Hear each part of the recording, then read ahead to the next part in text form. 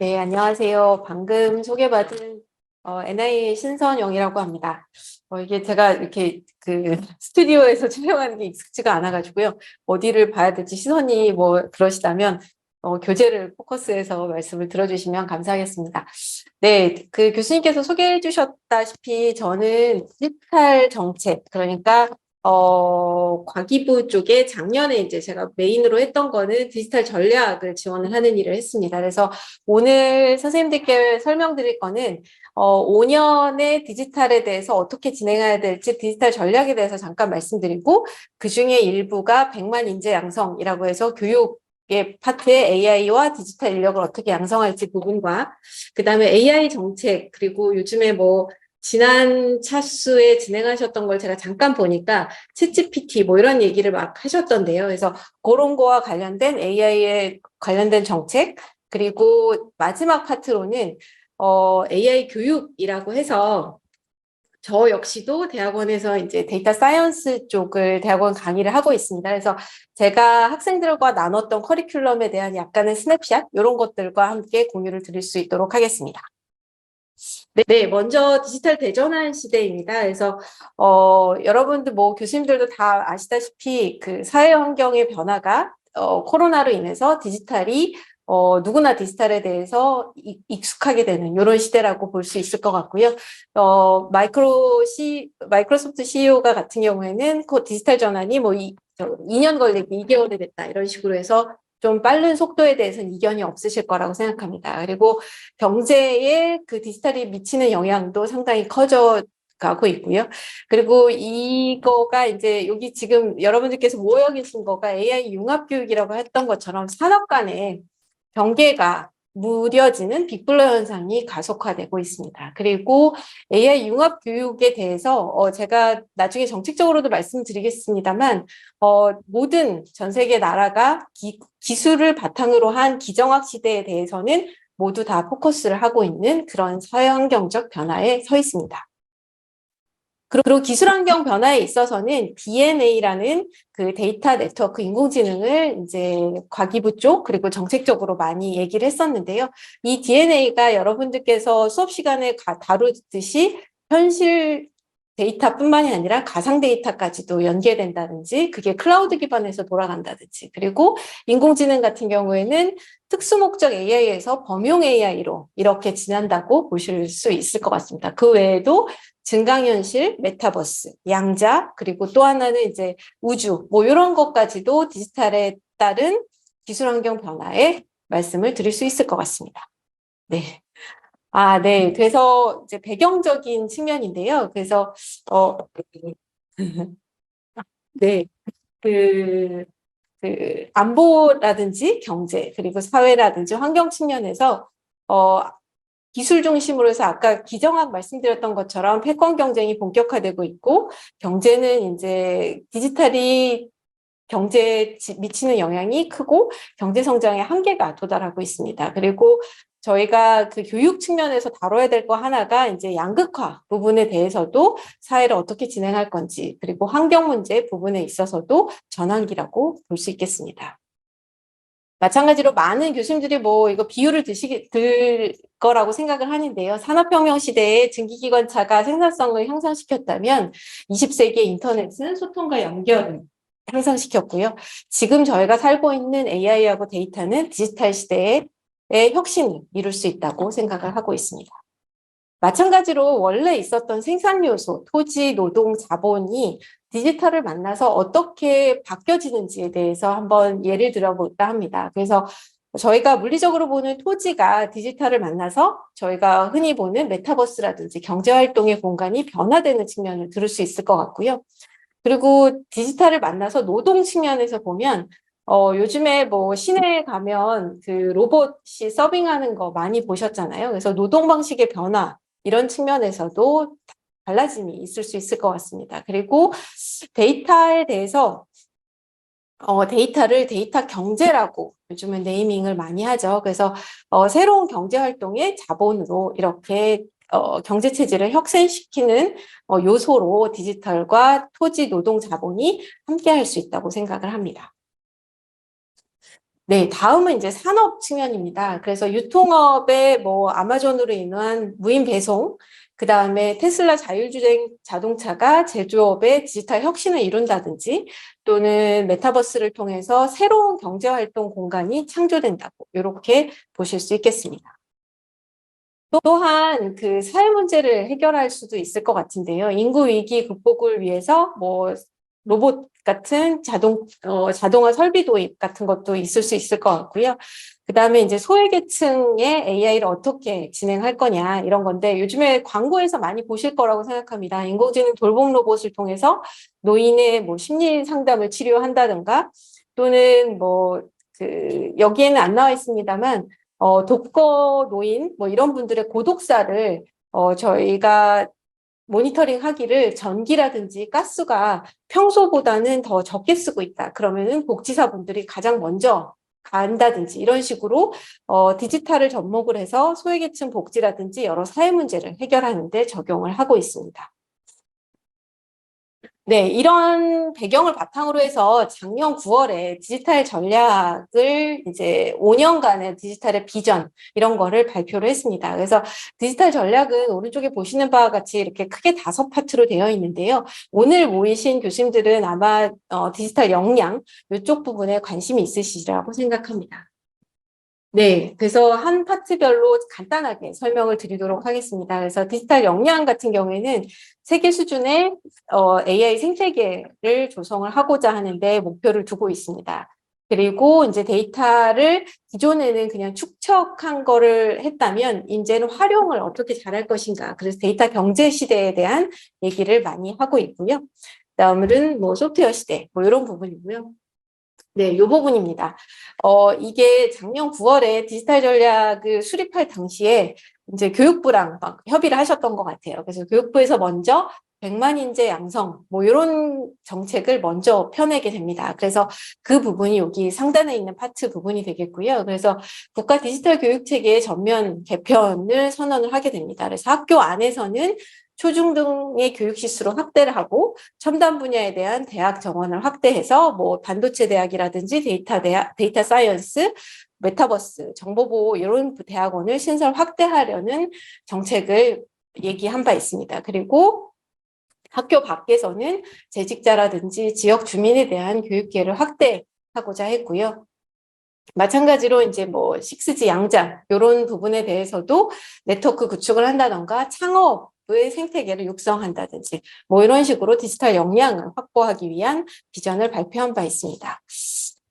그 다음 파트로는 디지털 경제 파트인데요. 기존에 있었던 농축산 산업, 그러니까 스마트 농업이 데이터로 성장 동력을 얻을 수 있다고 보고 있고요. 그 다음에 농수산업, 뭐 축산업 이런 부분도 마찬가지고, 그리고 제조업 부분인데요. 제조업 부분에 있어서도 요즘에 디지털 협업 공장 또는 데이터 공장 제조업 현장의 데이터 전환으로 인한 선진화 뭐 이런 부분도 유익 있게 보고 있습니다.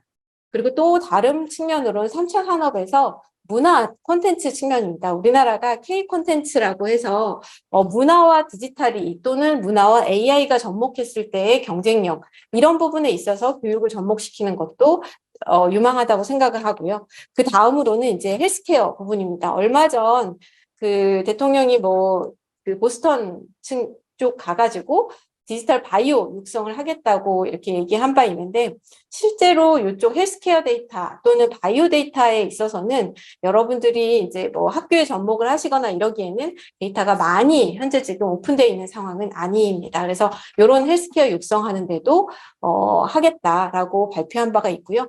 나머지 이제 사회 부분은 한번 참조를 하시면 좋을 것 같고 디지털 플랫폼 정부에 있어서도 정부의 서비스들을 국민이 편하도록 어떻게 할 건지 이런 부분이 되겠습니다. 그리고 요거는 이제 뭐 규제 측면에서도 혁신 문화를 조성하는 파트가 될 것 같습니다. 다음으로는 그래서 디지털 전략에 있어서 100만 인재 양성 이런 큰 5년간의 비저너리에 의해서 디지털 패러다임에 의해서 디지털 전략을 말씀드렸다면 두 번째 파트로는 인공지능 정책 부분이 되겠습니다. 데이터와도 함께 설명을 드리도록 하겠습니다. 주요 인공지능 사건인데요. 여기 계신 교수님들 뭐 AI에 대해서 다 가르치시니까 저희가 있는 2023년은 실제로 그 알파고 시대부터 인공지능이 시작된 거 아니야? 뭐 이렇게 하실 수 있겠지만 2012년에 CNN으로 시작으로 해서 그리고 저희가 많이 얘기하는 챗 GPT가 2018년에 개발이 등장을 했죠. 그래서 그 이후에 여러 모델을 통해서 현재 지금 저희는 파운데이션 모델의 시대인 챗 GPT 시대에 살고 있다고 볼 수 있겠습니다. 우리나라에 처음 AI 정책이 발표화된 거는 2019년 말인데요. 보시는 바와 같이 인공지능 생태계 기축과 그다음에 활용. 그래서 여기 인공지능을 가장 잘 활용하는 나라. 그래서 요 파트에 대한 고민을 오늘 모이신 교수님들께서도 하고 계시다고 생각을 합니다. 그래서 활용을 어떻게 잘할 것인가, 요런 관심의 목표에 의해서 논의를 하신다고 보실 수 있을 것 같고요. 그리고 사람 중심의 인공지능 구현, 이런 파트로 구성이 되어 있습니다. 마찬가지로 주요국의 인공지능 정책인데요. 여기 계신 분들의 인력 부분에 대해서 제일 관심이 있으실 테니까 그런 부분을 먼저 말씀드리자면 영국 같은 경우에는 영주권이라고 하나요? AI 기술자다. 내가 AI 기술자 같은 경우에는 비자가 6개월 만에 영주권이 나오는 패스트 트랙을 도입합니다. 그리고 캐나다도 비슷한 어프로치를 하고 있고요. 그 정도로 AI 인력에 대해서 나라의 경쟁력이 될 수 있다고 보기 때문에 그런 정책을 많이 진행을 하고 있습니다. 마찬가지로 이제 AI를 국가 발전의 핵심 기술로 인식하고 기초 개발이라든지 인력 투자 등에 지원해서 나가서 산업을 위한 투자까지를 확대하는 정책을 펴고 있다고 보시면 될 것 같습니다. 그래서 요즘의 정책 환경의 변화입니다. 그래서 대규모 투자가 가속화되고 있고 AI 앞서 말씀드렸던 것처럼 AI 인재, AI 기술의 패권 경쟁에 있어서 서로 열심히 다 투자를 하고 그다음에 글로벌 경쟁이 심화될 것으로 보시면 될 것 같습니다. 네, 다음 파트는 이제 데이터 부분입니다. 그래서 실제로 여러분들이 뭐 인공지능 융합 그리고 학생들을 대상으로 했을 때 데이터를 활용하는 거에 대해서는 커리큘럼을 많이 도입을 하시고 뭐 이러실 거라고 생각을 합니다. 그래서 데이터의 생태계는 데이터의 생산 수집, 그다음에 저장 가공, 그리고 데이터 분석 개방이 되고 있고요. 그래서 실제로 공공 데이터 개방 그리고 뭐 AI 학습용 데이터 뒤에도 말씀드리겠습니다만 데이터에 대해서 전 주기를 지원하는 정책을 펴고 있고요. 그리고 현재는 많이 이루어지고는 있지 않지만 데이터 거래 유통 부분에 대해서도 정부가 신경을 써서 이렇게 하고 있습니다. 그리고 또 하나 다른 파트인데요. 이제 요거는 이제 아마도 학생들을 대상으로 해서 데이터가 어디 있는지 소스 아니면은 우리가 데이터를 뭐 만진다 하더라도 이 데이터가 어디 있는지 소스 측면을 잠깐 소개드릴까 합니다. 그래서 AI 학습용 데이터라고 해서 AI허브.or.kr에 있고요. 분야별로 데이터들을 개방을 하고 있습니다. 그래서 2021년 말까지 기준으로 했을 때 약 360종의 데이터가 있고요. 그리고 향후 어떤 데이터 분야를 구축을 하고 있냐, 어떻게 보면 AI와의 융합 데이터가 어떤 분야가 많으냐, 뭐 이런 부분이라고도 이해를 해주시면 좋을 것 같은데 그래픽스라든지 문화 관광에 대한 데이터를 확충을 하고 있고 제조업 데이터 또는 뭐 전력 데이터 뭐 이런 여러 가지들을 확충을 하고 있습니다. 그리고 데이터 구축의 6대 분야를 여기 나타내고 있는데 재난안전, 농축산, 교육통, 헬스 뭐 이런 한국어 데이터까지도 모아 있는 데이터라고 보시면 될 것 같습니다. 그리고 여기 뭐 앞서 저를 컨택해 주신 교수님께서도 아마 페이퍼 윗 코드라는 사이트는 많이 활용하실 거라고 생각합니다. 그래서 최신의 그 데이터나 AI 관련한 논문 그리고 데이터셋 그다음에 뭐 네이버라든지 이런 회사에서 이런 거 많이 하시잖아요. 여기에 성능 평가를 해보고 우리의 NLP가 뭐 리더보드에서 몇 위를 했다. 뭐 이런 것들을 많이 내는 플랫폼이라고 보시면 될 것 같습니다. 그래서 벤치마크 모델이라든지 여기에 데이터 부분도 학습하실 때 또는 교육하실 때 활용하실 수 있을 거라고 생각해서 소개드렸습니다. 네, 다음으로는 그런 데이터가 어떻게 보면 뭐 밥을 짓는다의 쌀이었다면 그러면 요 데이터를 분야별로 플랫폼화 되어 있는 부분이 있습니다. 그래서 실제로 학생들을 뭐 지도하실 때 교통 분야 또는 아니면 학생들 유통에 대해서 데이터와 AI 융합을 고려를 하신다면 유통 소비에 대한 데이터의 플랫폼이 있습니다. 그래서 그 플랫폼 요 하단에 있는데요. 빅데이터 맵.kr에 들어가시면 각각의 플랫폼이 한 10여 개의 플랫폼이 있는데 그 플랫폼 오브 플랫폼이라고 보시면 될 것 같습니다. 그래서 그 데이터의 플랫폼에서 교통 쪽에 내가 관심이 있다. 그러면은 버스의 생산 데이터라든지 택시 데이터 뭐 이런 것들로 가실 수 있는 플랫폼으로 연계가 되고요. 유통 소비 같은 플랫폼은 소비 데이터 그리고 뭐 장바구니 물가 뭐 이런 거 있잖아요. 그래서 유통 소비 데이터의 플랫폼으로 연계되는 플랫폼입니다. 그래서 이것도 활용하시면 좋을 것 같습니다. 네, 그래서 이런 식으로 들어가 있습니다. 아까 제가 설명드렸던 AI 허브에 여러 종류의 이런 데이터가 있고요. 그리고 각 데이터에 뭐 예를 들면 라이프로그 빅데이터 플랫폼으로 연계가 되실 수 있도록 그리고 산업 쪽에 AI에 적용한 데이터 플랫폼이 연결될 수 있도록 이렇게 되어 있고 각각의 플랫폼별로 뒤에서 말씀드리겠습니다만 간략한 시각화 그러니까 데이터를 활용해서 융합 서비스를 어떻게 했는지 그리고 또는 각 플랫폼마다 경진대회도 있거든요. 그래서 그런 개발 환경이라든지 그리고 융합 서비스를 어떻게 했고 그다음에 기초적인 시각화까지를 플랫폼별로 다루고 있다고 이해를 해주시면 좋을 것 같아요. 네, 다음으로는 이제 각각의 소스가 되는 밥을 지을 수 있는 쌀, 뭐 이런 부분이라면 요즘에 이제 챗 GPT하고는 뭐 많은 얘기를 하실 거라고 생각합니다. 그래서 지난 4월에 정부 합동으로 초거대 AI 활성화 전략이 나왔습니다. 그래서 그 부분에 대해서도 간단히 소개시켜 드리도록 하겠습니다. 그래서 이 초거대 AI로 인해서 전 산업의 지식 업무 보조로 생산성을 증대할 수 있다고 봤고요. 하지만 이제 정부 입장에서는 AI 리터러시 그러니까 디지털 문맹 뭐 요런 그다음에 누구나 AI를 잘 쓸 수 있도록 하는 부분에 사회적 수용성 향상에 관심을 기울이고 있다라고 보시면 될 것 같고요. 그다음에 교육의 활용 여부입니다. 그래서 제가 어떤 한 대학 보니까 그 챗 GPT와 관련해서 어떻게 써야 하는지에 대해서 되게 자세한 페이지로 이렇게 다루고 있던데요. 그래서 그런 것과 같고 그다음에 이제 학습용 데이터의 저작권 이슈 뭐 이런 제도의 정비에 대해서도 얘기를 하겠다 이렇게 얘기를 하고 있고 아무래도 이제 인재 양성을 하시는 분들이다 보니까 이런 초거대 AI로 인해서 일자리가 어떻게 패러다임이 바뀔 거냐 이런 부분에 있어서도 연구를 많이 하실 수 있을 거라고 생각합니다.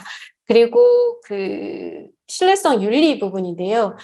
부정확한 답변 그러니까 아니면서 맞는 것처럼 하는 할루시네이션 그다음에 그 많은 뭐 샘알트만 뭐 이런 사람들이 GPT-4의 AI 개발을 뭐 6개월 중단을 한다든지 어젠가요? 그저께 보셨다시피 의회에 출석을 해서 정부하고 같이 머리를 맞대야 한다. 왜냐하면 AI의 위험에 대해서 다 같이 한번 생각해 볼 필요가 있다. 이런 얘기를 이제 의회에서 언급을 했던 것처럼 이런 윤리 이슈라든지 신뢰성 이슈에 대해서도 고민을 할 필요가 있다. 이렇게 얘기를 하고 있습니다. 그러면 이에 따른 우리나라의 그 현재 준비 상태는 요런 대기업에서 네이버의 클로바라든지 LG 엑사원처럼 초거대 AI 플랫폼을 가지고 있고요. 그리고 곧 뭐 발표를 하거나 일부 발표하시거나 뭐 이런 상태로 되어 있습니다. 그리고 산업 기반 같은 경우에는 뭐 앞서 말씀드린 이런 데이터 바탕으로 해서 AI 핵심 인재에 대해서 계속 지속적으로 양성할 계획을 가지고 있고요. 그리고 분야별로 초거대 AI 응용 서비스가 많이 나오고 있다. 이렇게 발표를 했습니다. 그래서 요거는 앞서 설명드린 걸로 가름을 할 수 있을 것 같고요. 그래서 초거대 AI의 핵심 산업 인프라 같은 경우에는 제가 앞서 설명드렸던 학습용 데이터, 이런 데이터에 대해서 확장을 하겠다. 그리고 알고리즘 개발, 그리고 그 인프라 부분에 있어서는 클라우드의 핵심 기술을 고도화해서 초거대 AI 기술을 잘 개발할 수 있도록 기반을 마련하겠다. 이렇게 정책 방향을 가지고 있습니다. 그리고 뭐 플래그십 프로젝트에 대해서는 초거대 AI가 이런 법률의 의견서 작성 지원이라든지 뭐 육아 고민 심리 상담 그리고 학술 연구하는 데 있어서도 저희 예전에 뭐 예를 들면 뭐 그 서지 분석 이런 거 하는 참고 문헌 이런 부분에서도 초거대 AI를 쓰면 되게 용이하게 할 수 있다. 이렇게 보고서 발표를 했고요. 그 다음에 이제 전문 인력 양성 부분에 있어서도 석박사 정규 과정이라든지 이런 부분에 대해서 정부에서 집중을 기울이겠다. 이렇게 발표한 바가 있습니다. 네, 그러면 마지막으로 AI 교육 파트에 대해서 제가 AI 교육 전문가는 아닙니다만 제가 이제 저희 팀에서 발간한 보고서 이런 것과 그다음에 조사한 자료들에 대해서 조금 설명을 드릴까 합니다.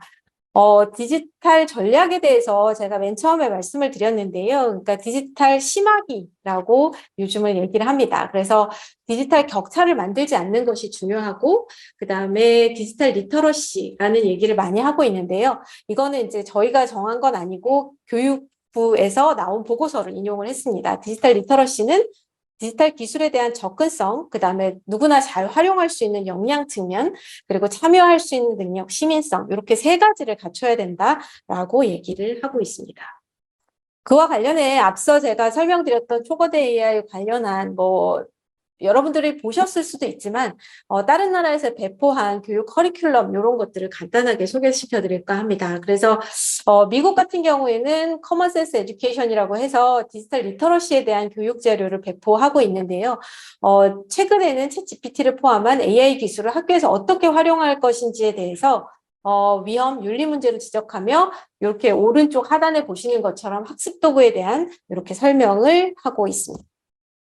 그리고 제가 인상 깊게 봤던 측면은 이제 MIT의 AI 데이라는 커리큘럼입니다. 저희가 초등학교부터 이렇게 스펙트럼을 어떻게 잡으시는지 모르겠는데요. 이 사이트를 되게 재미있게 봤습니다. 그래서 챗GPT 인스톨이라고 해서 며칠 전에 이제 커리큘럼을 발표한 건데요. 올 그레이드에 대해서 MIT에서 창의적인 과정이 어떻게, 그리고 챗GPT가 무엇인지, 검색 엔진과 같은 다른 기술과 어떻게 다른지를 배웁니다. 그리고 검색 엔진이 작동하는 방식, 그 다음에 이점과 한계를 식별하고 어떻게 학교에서 사용해야 되며 어떤 거에 대해서는 윤리적으로 안 됩니다. 이런 커리큘럼을 나이별로 다루고 있어요. 그래서 예를 들면 제가 여기 하단에 나온 거는 몇 학년이었더라. 하여튼간 NLP 나오는 거 보니까 고등학교 정도 되는 것 같네요. 그래서 예를 들면 하이스쿨 스튜던트하고 5살 이런 아이들한테 별로 커리큘럼을 되게 상세하게 제공을 하고 있습니다. 그래서 여기 계신 교수님들 보시기에도 저는 재미있게 봤기 때문에 이런 거를 한번 소개시켜 드릴까 했습니다. 그래서 4개의 레슨으로 구성되어 있고 3시간 동안 이런 커리큘럼으로 할 수 있는 거를 발표한 바 있습니다. 네, 다른 측면은 핀란드의 그 오로라 프로젝트를 좀 소개시켜 드릴까 합니다. 그래서 핀란드 같은 경우에는 AI 또는 그 디지털이 되게 역량이 높은 나라로 평가받고 있죠. 그래서 엘리먼트 오브 AI라고 해서 핀란드가 전 세계 인공지능 역량 발전에 기여하기 위해서 무료 온라인 교육 프로그램이고요. 현재 25개 언어로 제공을 하고 있습니다. 그래서 이분들이 봤을 때 제가 보기에는 우리나라도 사실 교육 플랫폼이라든지 이런 거에 대해서 앞서가기 때문에 이런 것도 한번 벤치마킹 해보셔도 좋지 않을까 생각이 됩니다. 그래서 교육이 인트로덕션 투 AI하고 빌딩 AI 이렇게 2가지로 나눠 있고요. 저기 뒤에 보시면 이런 식으로 커리큘럼이 되게 직관적으로 되어 있습니다. 그래서 인트로덕션 투 AI 같은 경우에는 AI의 정의, AI를 활용한 문제 해결, 확률, 그 다음에 기계학습 종류, 인공신경망 기초 이런 것처럼 인공지능의 개념에 대한 내용을 포함을 하고 있고 얘가 인사이트가 있었던 건 25개의 언어로 번역돼서 누구든지 쓸 수 있도록 핀란드 이렇게 잘해 이렇게 한다는 거죠. 그래서 그리고 이제 빌딩 AI 같은 경우에는 약간 이제 통계 분석 이런 것처럼 나이즈 베이지한 분류기 그다음에 회귀 분석 오버피팅 이런 그 터미널로지에 대해서도 관련된 내용을 포함을 해서 커리큘럼을 제공을 하고 있습니다.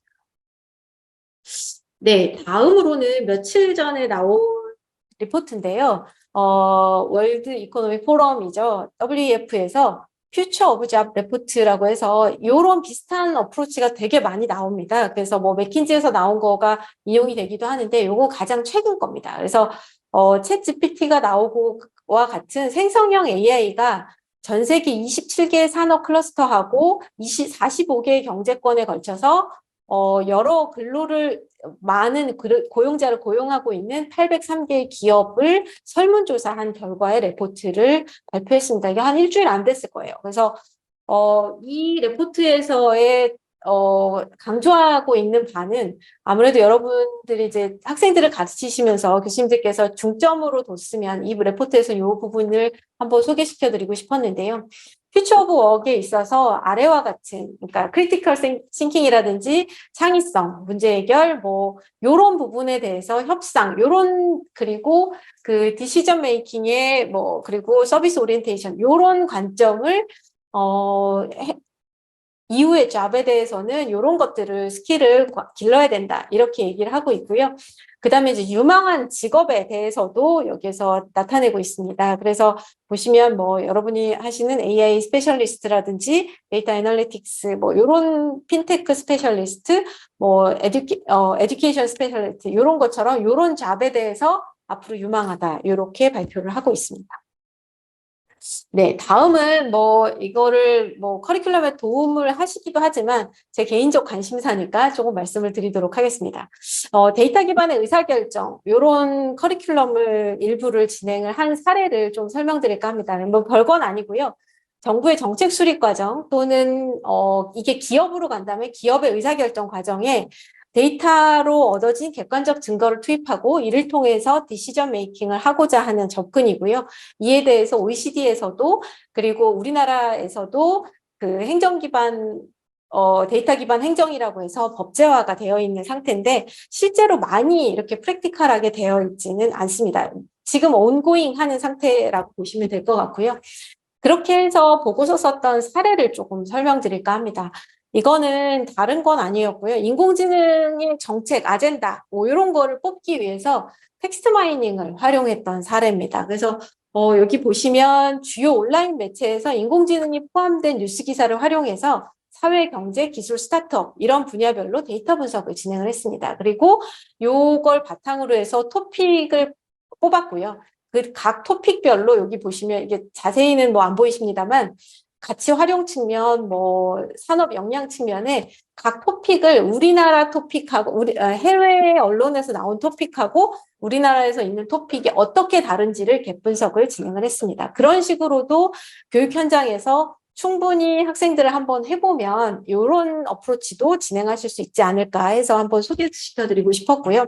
이런 형식의 보고서는 상당히 많이 쓰고 있습니다. 예를 들면 이게 코로나 시대에 저희가 텍스트 분석을 한 사례인데요. 이거를 기존 감염병 했었던 메르스 시대 때와 코로나 시대 때를 각 정치, 경제, 사회면부터 가치를 한번 텍스트 마이닝으로 분석을 했습니다. 그랬을 때 거의 비슷합니다. 사실 그 당시에 있었던 키워드만 다를 뿐이지 그리고 시기별로 분석을 했고 그다음에 얘도 마찬가지로 텍스트 마이닝으로 토픽 모델링을 분석한 사례가 되겠습니다. 그래서 이후 코로나 시대의 메가 트렌드를 이렇게 데이터 접목으로 했던 사례고요.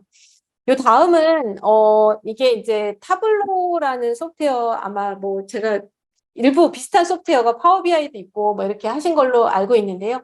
제가 앞서 설명드렸던 AI하고 그다음에 데이터를 활용을 해서 사실 커리큘럼으로 많은 커리큘럼을 도입하지 않았을 때도 이런 식의 그 데이터를 어디 있는지를 제가 설명을 드렸고 그런 데이터를 학생들한테 알려줌으로 인해서 이런 시각화를 한번 끌어내게 하는 거는 한 학기 만에 충분히 가능하더라는 거죠. 그래서 요거는 하나의 예인데요. 우리나라의 지방 재정, 그러니까 우리나라의 세입 세출에 대한 공공 데이터를 가지고 요런 사이트를 한번 만들어 본 겁니다. 그래서 요 들어가시면 우리나라에 이제 2021년인가 아마 이게 조금 전 데이터긴 한데요. 지역별로 세입은 어떻고 세출은 어떤지 이런 시각화를 바로 보여줄 수 있도록 이렇게 구성을 할 수도 있고요. 여기 자치단체별로 재정의 자립도라든지 부채율이 어떤지 이거를 공공 데이터를 통해서 충분히 이렇게 보실 수 있습니다. 네, 얘는 이제 그러니까 AI 기반 폴리시 옵저버터리라는 사이트인데요.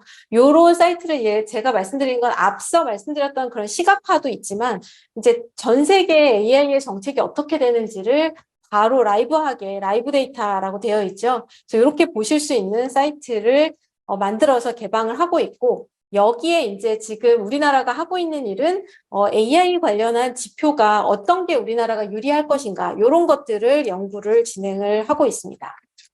네, 그래서 제가 여기에는 사실 조금 안 넣었는데요.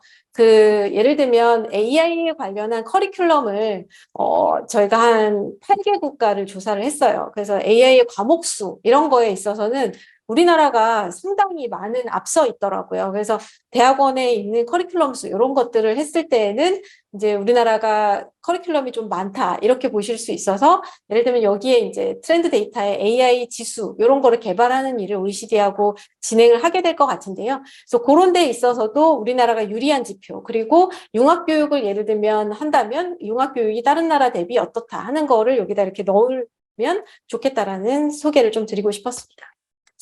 네, 요거는 뭐 다른 것보다 여기 교육계에 계신 분들이니까 더 잘 아실 거라고 생각을 합니다. 그래서 제가 간단하게 설명드렸던 것처럼 교육 부분에 있어서의 이제 교육자들 간의 소통 그리고 교육 소통을 위해서 아까 핀란드의 그 오로라 프로젝트도 말씀을 드렸고 그다음에 국가 간의 협력도 많이 이루어지는 것 같습니다. 그래서 영국하고 뭐 미국, 캐나다 파트너십들이 AI에 대해서 되게 많이 이루어지고 있고요.